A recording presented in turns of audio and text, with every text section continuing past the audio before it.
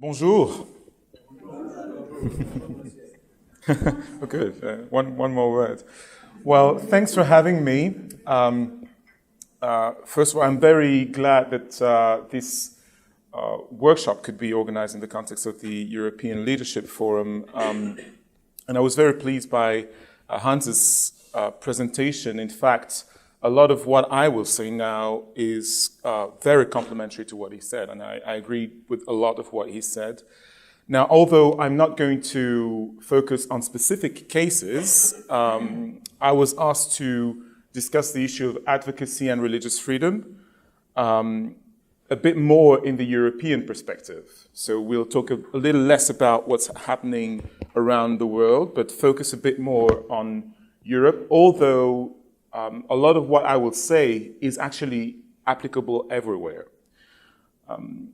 The subtitle I've given to this talk is Living as God's People in Babylon in a Perspective of Sustainable Social Development and Peace. I'll start with a quiz. Who could tell me where these words are coming from? Fantastic. Wow, very good people for Bible quizzes. Psalm 137, which is a song of the exiles who were in Babylon, asked to sing songs of Zion. And the song expresses a complaint, a type of melancholia, or what the Portuguese speakers called saudade, about Zion, about Jerusalem, about the place that they long to go back to. But here's my question. The situation of the church in Europe today, is it Jerusalem or Babylon? I start with two quotes from two leaders who tend to inspire a lot of Europeans about Christianity. Joseph Ratzinger, also known as Benedict XVI. Europe is experiencing a true and proper test of tension between Christianity and godless relativism. The Christian roots and moral foundations of Europe are in tension with a cynic, secularized European culture that attempts to build the human community absolutely without God and denies its own foundations, that is, the Christian roots of Europe, which go back to Mount Sinai. That quote dates from 2004. Actually, that speech was delivered in Germany the day before John Paul II died. He didn't know that he would become Pope. Notice this phrase, the Christian roots and moral foundations of Europe, which has been a focus of European debates since 2000. Another quote now from his successor, Jorge Bergoglio, also known as Pope Francis, who talks about the roots of Europe as dynamic and multicultural. We need to talk about roots in the plural because there are so many. In that sense, when I hear talk about the Christian roots of Europe, I sometimes fear the tone of speech, which can be triumphalistic or vindicative. This then turns into colonialism. Yes, Europe has Christian roots. Christianity has the duty to water them, but in the spirit of service, like the washing of feet. So this speech, this statement was published a few days ago, just 4 days ago. But do you notice, like I do, the contrast or evolution or maybe difference in emphasis between these two leaders? And the emphasis here is on this. We need to talk about roots in the plural because there are so many. Jerusalem or Babylon. You know, the first 5 books of the Bible tell about the roots and the law of the people of Israel. When I ask this question, is the situation of the church today Jerusalem or Babylon? What I'm asking is, Is the church a worshiping community whose worship is intrinsically linked to a certain place, or certain nation, certain land, or certain continent? Or is the church a worshiping community scattered among the nations, determined by its commitment to God and to deep aspirations which reflect what it means to love God and love our neighbor into the world? Probably know on which side I'm leaning. Interestingly, Israel was a diverse people, diverse from day one of their establishment as a nation. Moses' great speech, which is recorded in the book of Numbers, is a speech delivered to Hebrews, but also Egyptians and Madianites. That was the people of Israel. And the legislation of Israel had provisions about how to integrate the resident aliens, the people who were there already, into Israel. Now we know that Israel's unfaithfulness and God's sovereign purposes led them to be exiled in Babylon, at which point the situation was turned around from being a light to the nations around and among its territory. Israel became a people spread out, scattered as exiles, a worshiping community that was scattered, but still called to worship God, seek God, and love and serve their neighbor, which I called seeking the common good. God's common grace limits evil in the world, and God's people have a role to play in that context. This is an excerpt of a letter sent by prophet Jeremiah, who spoke in the name of God to the people of Israel scattered in Babylonia. For I know the plans I have for you, declares the Lord, plans for welfare, not for evil. For welfare, not for evil, to give you a future and a hope. Then you will call upon me and come and pray to me, and I will hear you. You will seek me and find me. You will seek me with all your heart. I will be found by you, declares the Lord. Seeking God. Now, what I would like to do with you today is look at three major issues. First, a theological point which you have heard.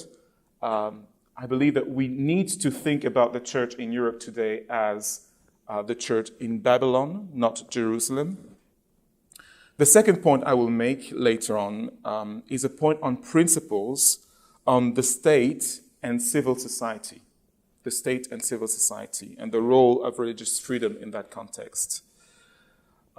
I really would like to place the issue of religious freedom in the context of a vision for society, which I think is the role that we as Christians have to play, to seek the common good.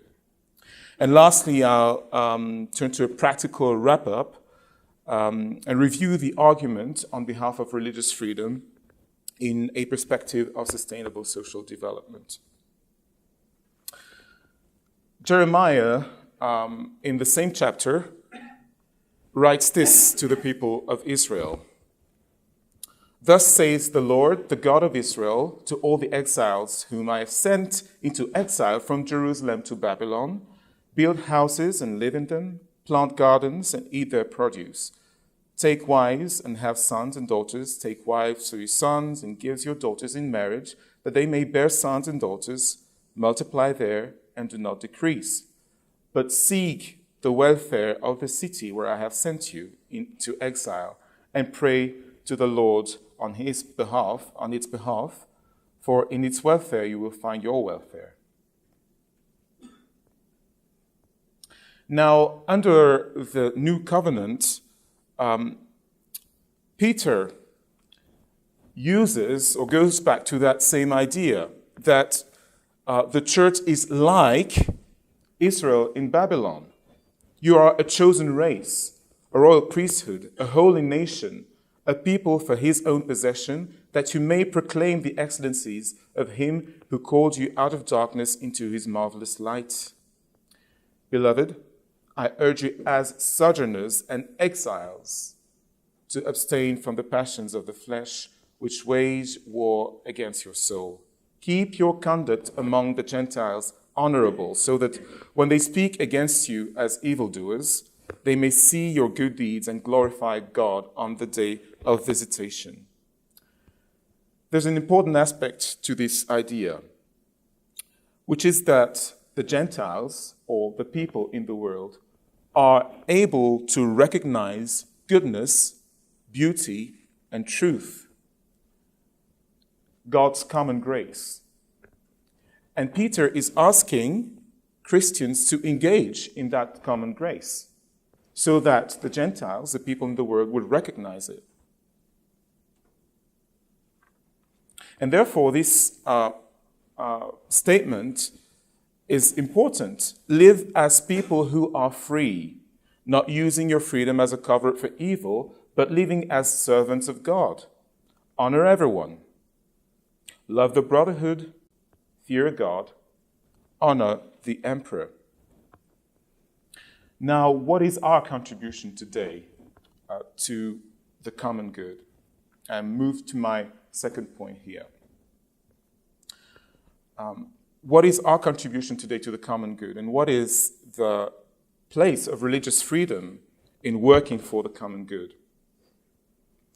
And I would like to focus here on one specific aspect of the common good, which is social development, sustainable social development, one aspect of the common good. And I'd like to insist on this key message: advocating for religious freedom is advocating for the common good. That's a basic premise for my input here. Hans mentioned Article 18 of the Universal Declaration of Human Rights. Everyone has a right to freedom of thought, conscience, and religion. This right includes freedom to change one's religion or belief, and freedom either alone or in community with others, and in public or private, to manifest one's religion or belief in teaching, practice, worship, and observance. This forms the basis of religious freedom.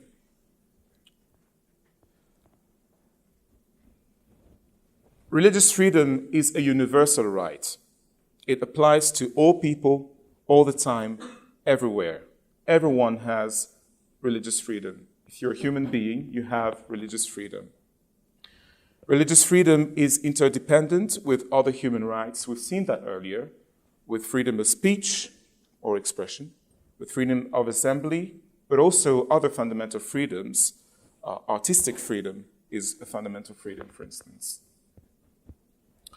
Religious freedom is a maximal human right, and it's actually one of the most absolute rights. The limitations of religious freedom are extremely limited themselves. Now, I know this may not be the experience of Europeans and many other people, but that's the case. That's what the law says. And typically, we differentiate between what is called the forum internum, that's my private, the soul of freedom, which is unlimited and absolutely absolute. I cannot, or no one can prevent you from using your conscience to search the truth and follow God.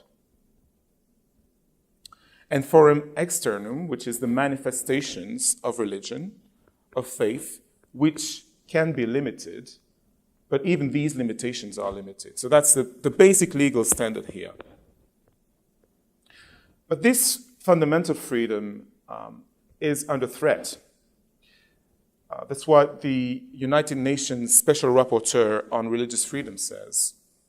It's a human right which is neglected, perhaps one of the most neglected of all human rights, and under threat. And that is a pity for all who advocate for peace and for the common good. In the 1970s, the United Nations were looking for a way of expressing the projects or the vision that all nations should have for the well-being of humans. And the 1970s were also a time where the limits of economical growth were decried. This report on the limits to growth was saying that in the 90s, there would not be enough resources for humans to survive. Obviously, they were wrong, but their voices were strong enough to alarm people because the oil crisis hit in 1972. So in 1972, the United Nations called a meeting and reflected on this idea that environmental, economic, and social factors must be considered together in a balanced way in development strategies. If we are to live well and live together well, economic growth is not the only thing that we should look at. And one of the fruits and the key fruits of this UN Conference on Human Development in 1972 was a concept of sustainable development. And the United Nations Environmental Program was launched at that point. And the basic idea was that economic development plus friendliness to the environment plus distributive social justice, distributing money and resources equally, more or less equally among the population, would be the formula for sustainable development. But progressively, along the years, that idea was questioned. In 1995, in Copenhagen, another Nordic city, the issue of social development was discussed. And the basic idea was this: you can aim for peace, growth, environmental friendliness, but if there is no social integration, if people do not feel that they are part of this project, these projects will fail ultimately. So the idea of social inclusion or social integration became an essential idea on how to live together well. And central to that idea is the concept of civil society. And that's where I'd like to bring some of the emphasis. Civil society, and that's one of the consensus, it's part of the consensus of that conference in 1995. This is a global consensus on social development. Civil society is essential to integration. And by civil society, we mean non-governmental organizations, religious institutions, interesting, isn't it? Professional associations, trade unions, cooperative businesses, community groups, and other networks. Civil society organizations often offer people the necessary means and structures to express their aspirations, meet their needs, represent their interests, and participate in decision-making at local and national levels. That sentence sort of speaks to me because that describes sort of what we do at the European Evangelical Alliance, which is to try to represent the interests of evangelical Christians and participate in decision-making at a European level here. Notice this reference to the aspirations of people, which go back to what I mentioned earlier about seeking God and seeking the common good. And the belief that all should be free to have their religious freedom. The European Evangelical Alliance was founded in 1846. And in the 1850s, one of the first political or sort of public actions that the Evangelical Alliance undertook was to advocate for religious freedom. And it's been a priority since the beginning.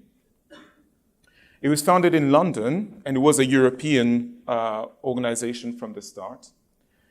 And in the 50s, Prussian, German today, Prussian evangelicals undertook an advocacy program for the religious freedom of a group of Swedish women who had converted from Lutheranism to Catholicism and defended their freedom to remain both Catholic and Swedish citizens, because that was not legal at the time. That was the idea. Today, that mission continues. That picture was taken in 2013. The EEA, together with a number of many Christian, but other organizations fighting for religious freedom and human rights, were consulted by the European Union, who wanted to devise a set of guidelines for religious freedom in the world, instructions for the embassies of the European Union in the world, so that the staff of the embassies would be able to assess the situation, the staff of the embassies in Ethiopia or Malaysia, and be able to understand, promote, and protect religious freedom in the world. It was the first time that the EU decided to undertake such an action in the world for religious freedom. But they needed support from civil society for that. They were quite limited in their ability to engage with religious freedom. So we worked together. The men on the left and the men on the right are members of the European Parliament, and the gentleman and the lady here are officials, actually former officials, from the European Union, the European External Action Service, so the Foreign Ministry of the European Union. It was quite an interesting experience because this gentleman and that lady are French, and their understanding of the connections between religion and society are sometimes a bit difficult. I mean, can be an obstacle to really engaging and really understanding our religious freedom. When that picture was taken, that lady had to make a speech on welcoming these new official guidelines. And she was quite embarrassed. She would say things like, "Oh my God," and she was very uncomfortable about talking about religion. It was actually quite a funny event. But she was very thankful that she received the support from civil society and religious organizations. Because what we did is argue for religious freedom based on human rights. And we worked from a standard of religious freedom for all, which was very appreciated by the EU. Eventually, a lot of our submissions, the text that we gave to the European Union was actually included in the final official guidelines of the European Union. So that's a success story. Yes, our aspirations. But how do we work? How do we promote? How do we move into society and advocate for our aspirations today, especially when our aspirations and worldviews are different? We're not the only ones. There are many worldviews, many cultures in the world. Now, how do we function? Can we move forward? The million-euro question concerning social inclusion is this: how do we live together with our deepest differences when these differences involve religion, worldview, and lifestyle?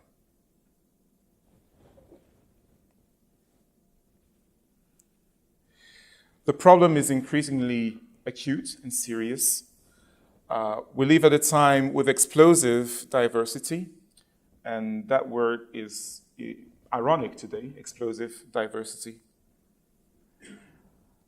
We also live at a time where existing settlements of religion and public life are under pressure. The various models that we have cultivated in Europe and in the West generally, on how to articulate religion in public life, be it the French concept of laïcité or the British concept of multiculturalism, or the Dutch concept of pillarization and consociation. All of that is challenged today. And with the rise of a more aggressive form of secularism, faith itself is under fire. But we also live at a time of globalization, which brings about the emergence of a global public square. Something that is published in London today could create reactions tomorrow in Cairo or Tehran. We need to be aware of that. So how do we live together with our deepest differences? I'd like to bring here a few concepts of the Christian philosophy of state and civil society to help us think about that. You see, the Christian philosophy of state and society and civil society, especially the Reformational philosophy, insists that there is diversity in the world. There is, and there has always been, ever since God created the universe, various forms of diversity, structural diversity, various forms of organizations, associations, NGOs, churches, which all fulfill a different function in our society. Confessional diversity, which is self-explanatory, diversities of faith and worldview, but also cultural diversity, diversities of lifestyle. And now today, within one same country, one same nation, you find an increasing diversity of lifestyles, choice of life, philosophies, and practices. So that diversity manifests itself in civil society. The question we must ask ourselves today, I think, is how is the state supposed to relate to that? Because I think one of the main challenges to freedom of religion or belief, religious freedom today, is the role of the state, or statism in particular. You see, the state is a public entity which is apart from civil society. And the specific contribution, the reason why the state exists, is that it has a particular role, a juridical or legal function. It can create law, but a specific kind of law, public law, which is applicable to everyone. The state is a law-producing community for the common good. That's the Christian understanding of the role of the state. It's a public legal community. And it is precisely because the state promotes public law for the common good, impartially, that the power of the state is recognized by everyone. It is because the state is supposed to be impartial that it has the monopoly of power and coercive power. The state has the power to force you to obey to the law, to subdue to the law, or forbid you from doing things. So the state should be impartial and serve the public interest. That's the basic understanding of the role of the state. And therefore, the state must remain independent or separate from churches and religious organizations, because the purposes which the state serves are temporal. They are secular. They're not religious, they're not philosophical or spiritual. So the state should remain separate and independent from churches and religious organizations and all other ideological communities. And that is dramatically important when it comes to the state's work for the common good, especially with regard to sustainable social development. As I said, sustainable social development aims at an inclusive society. The concept of justice, of the state or the state working in an open and even-handed way is absolutely critical.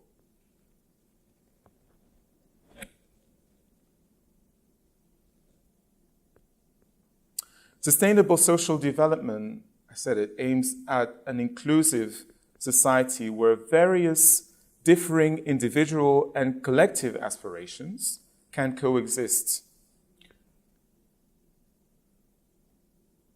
In the context of a free consensus about fundamental values, virtues, and common interests.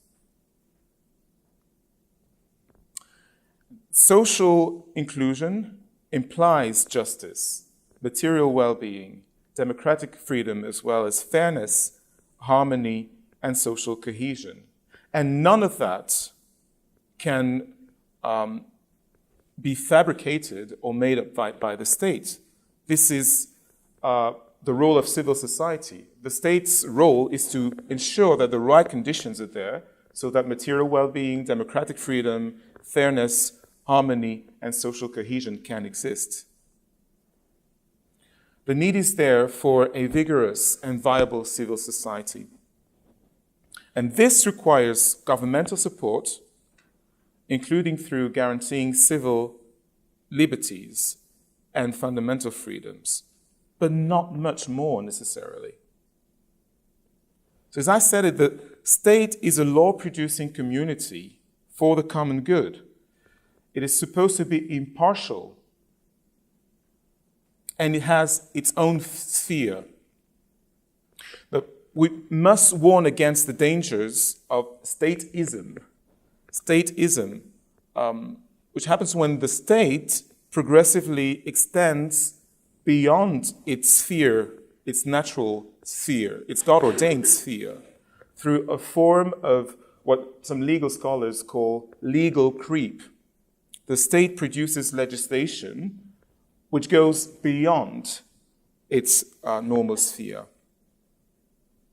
a form of legal creep.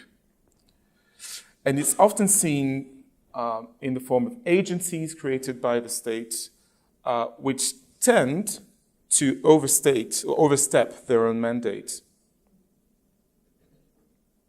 The separation of church and state is essential. The state must leave the responsibility of forming people's consciences to other spheres of society. And the state must ensure public justice, absolutely. Public justice on the grounds of defending the public interest. The state promotes justice and punishes injustice in an even-handed way. And in that sense, the impartiality or the neutrality which is demanded of public institutions cannot be demanded of other spheres of society, including churches or religious organizations, which all have to subdue to the law and public interest.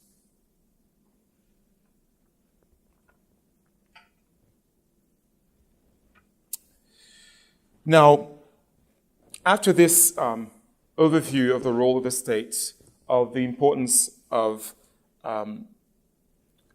seeking God and seeking the common good, I'd like to hammer this down and wrap up a bit more practically with a few lines of argumentation about religious freedom. These pictures were taken in the last few years. Riots in the French suburbs in 2005, riots in the English suburbs in 2011, riots in the Swedish suburbs in 2013. Now, a lot of these troubles were provoked by a lack of social integration, social inclusion.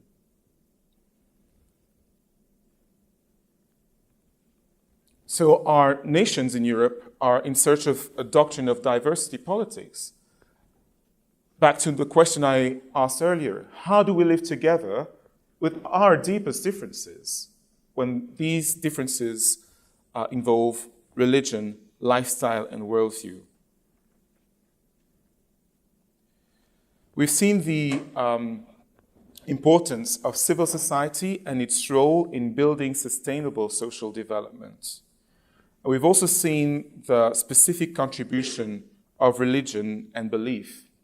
And that contribution is universally recognized. Well, not really, but should be universally recognized. And religion is not going away, despite what some may want to believe. Freedom of religion or belief, that's full here, is crucially important in that regard. Freedom of religion or belief and all related human rights, they're crucially important to foster a vigorous civil society where everyone's voice can be genuinely heard.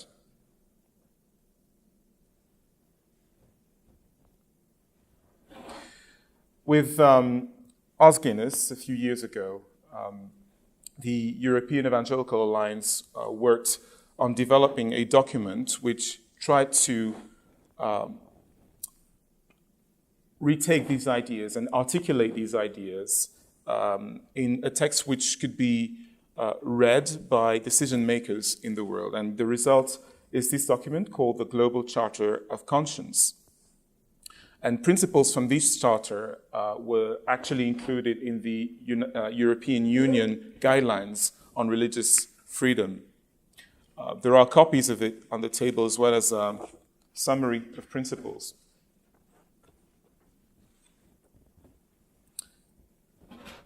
And here's the rationale. Let's center back on our first freedom, the mother of all human rights, religious freedom, freedom of conscience, freedom of thought, conscience, and religion or belief. As we have seen, freedom of conscience is a crucial key to civil society. Before looking at policy considerations, how we create law that will help our societies function well. The policy considerations depend on a number of factors of sustainable social development: economic enterprise, economic relationships, human poverty, employment, environmental well-being. All of that have an impact on the policies that we try to put in place. But more important even are the structural and societal conditions for social development. All which I said earlier about social integration, social inclusion, and a vigorous and viable civil society. Now, at the heart of sustainable social development is that idea of justice, freedom, and harmony. If we cannot cultivate these principles, all the rest will be flawed. Justice, freedom, and harmony. Now, how do we work towards that? Freedom of conscience leads to harmony, not only through law, it's not only the state's duty, but also through what Montesquieu called the spirit of freedom, or Tocqueville, the habits of the heart. It is not possible to legislate harmony. It's something that has to be taught in families, at schools, in churches, in communities, and in associations.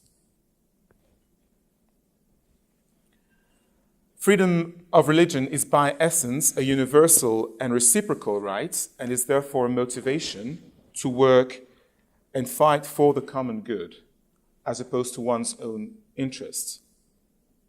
A right for me is a right for you.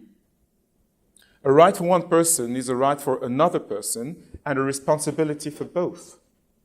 The ultimate test for human rights is whether the rights of the smallest minority and the most unpopular group are protected.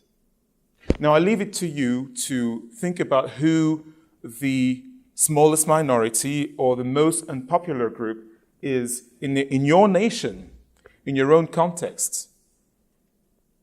Are the rights of this group recognized? Is this group respected? Do they feel included in society or rejected, sidelined? That is a test That is a test to know whether the common good is respected. So freedom of conscience is a reciprocal right.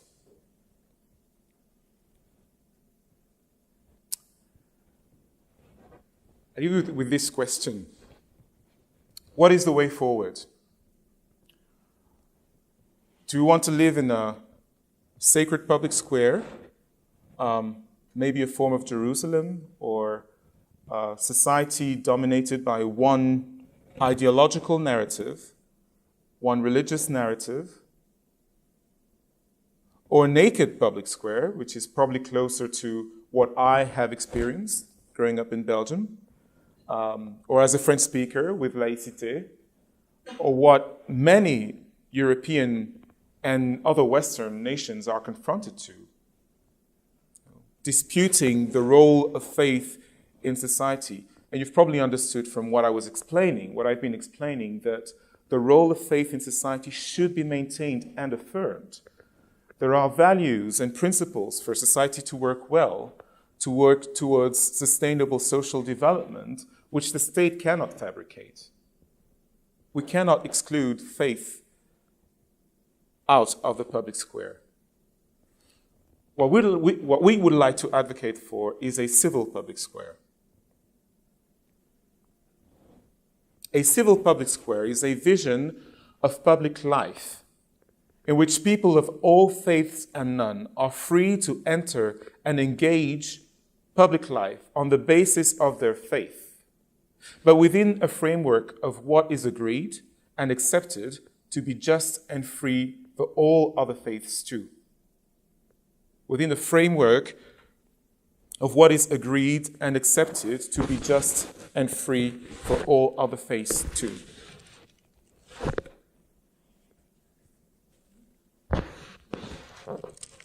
Let me finish with a few words of practical advice with regard to how we advocate for religious freedom.